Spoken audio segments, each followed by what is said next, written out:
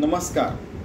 आपण ज्ञानेश्वरी नित्यपाठ बघत आहोत. आज 8वी ओवी. तयापरी पार्था स्वधर्मे रहाटता सकळ काम पूर्णता सहजे होय. की आपण रहाटता म्हणजे रोजचं जे वागणं बोलणं चालणं वगैरे जे आहे, रोजची दिनचर्या तुम्ही म्हणू शकता. रहाटा शब्द फक्त याच्यात महत्त्वाचा आहे. बाकीच्या शब्दात अगदी मराठीचे चालले आहेत.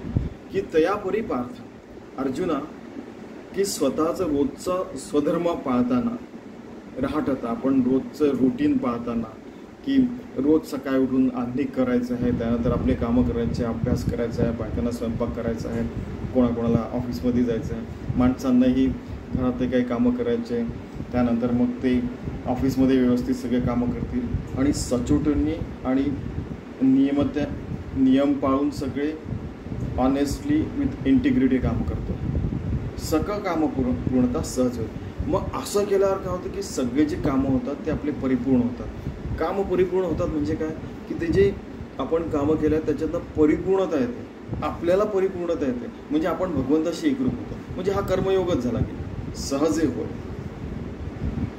की आपण सगळ्या कामांमध्ये 24 तास जे पण इव्हन झोपलेलं आहे, तुम्हाला माहिती आहे ना, ते आत्मा त्वं गिरिजामती सहचरा प्राणा शरीरम गृह पूजा ते विश्वोपभोग रचना निद्रा समाधी स्थिती. निद्रा पण समाधी स्थिती.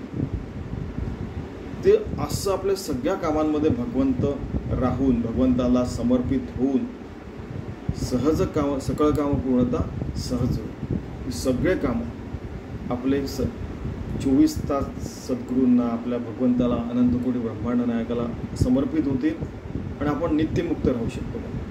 आणि हे सहज होऊ शकतं. मग हे एकट्याच्या बाबतीत काय, सर्व जगाच्या बाबतीत घडलं तर स्वानंद बोधपाठन सर्वीकडे निर्माण होईल. त्यांचं आता विश्वात्मक देव जे पसायदान आहे ते त्यांचं परिपूर्ण होईल असं त्यांना वाटतंय ज्ञानेश्वर महाराजांना. तर आपण त्यांची इच्छा पूर्ण करूया. ठीक आहे. चांगलं वागून बोलून आपण भगवंताची सेवा करूया 24 तास अगदी मरेपर्यंत. कारण की मरण तर देहालाच आहे. तर आपण सगळं चांगलं करायचा प्रयत्न करूया. ज्ञानेश्वरांना खुश करायचा प्रयत्न करूया.